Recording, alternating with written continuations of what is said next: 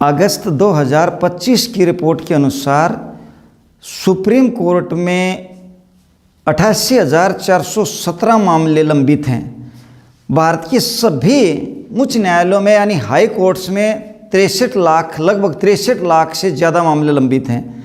और जिला स्तर की अदालतों की या जिला अदालत या अधीनस्थ अदालतों की मैं बात करूं तो उसमें लगभग 4,70,00,000 से ज़्यादा मामले लंबित हैं। इन सभी को जोड़ दिया जाए तो 5,33,88,417 मामले लगभग लंबित हैं। ये संख्या इतनी ज़्यादा है कि जिसने पूरे भारत की न्याय व्यवस्था को, कार्य प्रणाली को डिस्टर्ब कर रखा है।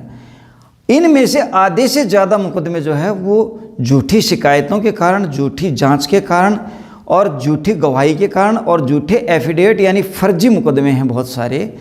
इन फर्जी मुकदमों के कारण आज लाखों लोग भारत के अंदर आत्महत्या कर रहे हैं। हजारों परिवार हर रोज़ इन झूठे मुकदमों और फर्जी मुकदमों की वजह से डिस्टर्ब हो रहे हैं।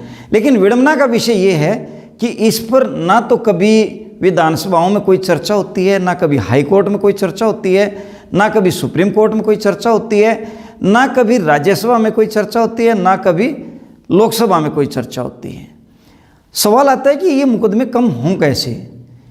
जिस दिन झूठी गवाही को, झूठी जांच को, झूठे एफिडेविट को, फर्जी एफिडेविट टेंडर करने को जघन्य अपराध या सीरियस अपराध की श्रेणी में ले दिया जाएगा, उसी दिन आधे से ज़्यादा मुकदमे खत्म हो जाएंगे।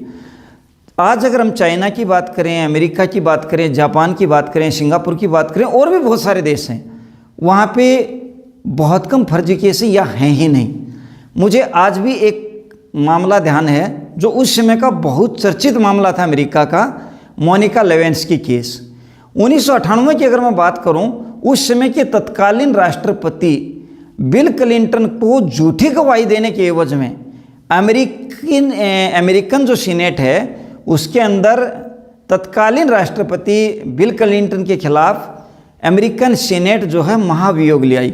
सोच के देखिएगा कि शीर्ष नेतृत्व पर बैठे हुए व्यक्ति एक झूठी गवाही के एवज में यानी राष्ट्रपति के खिलाफ वहाँ पे जघन्य अपराध होने के कारण महाभियोग आ सकता है। हमारे यहाँ पे हर रोज़ हजारों मुकदमे दर्ज हो रहे हैं फर्जी। झगड़ा, पता चला कि झगड़ा था खेत का, नाली का, धान्य का, पानी का, और उस पर जो है छेड़छाड़ का मुकदमा दर्ज करा दिया।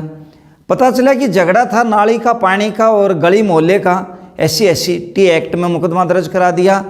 पता चला कि झगड़ा था हस्बैंड वाइफ का और उस पर ननंद पे, सास पे, ससुर पे, दामाद पे, देवर पे, जेठ पे दहेज प्रताड़ना का, उत्पीड़न का मामला दर्ज करा दिया।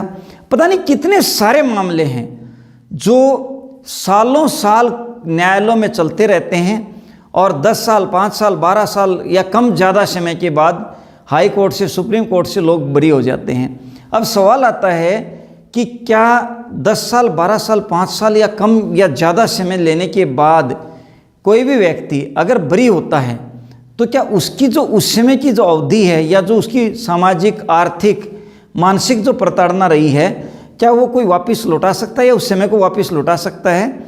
जिस दिन इन सभी चीज़ों पे भारत सरकार आवाज़ उठाना शुरू कर देगी, न्यायालयों में चर्चा होनी शुरू हो जाएगी, हाई कोर्ट और सुप्रीम कोर्ट और भारत सरकार इन सभी मामलों को आपराधिक श्रेणी में, जघन्य अपराध में ले आएंगे, उसी दिन आधे से ज़्यादा मुकदमे खत्म हो जाएंगे।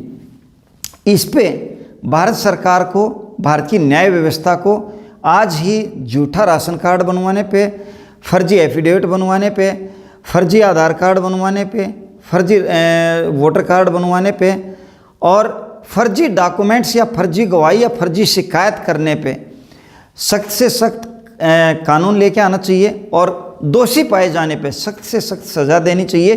जिस दिन ये प्रावधान हो जाएगा उसी दिन भारतीय न्याय व्यवस्था में आधे से ज़्यादा मुकदमे जो है वो ख़त्म हो जाएंगे। जय हिंद, जय भारत।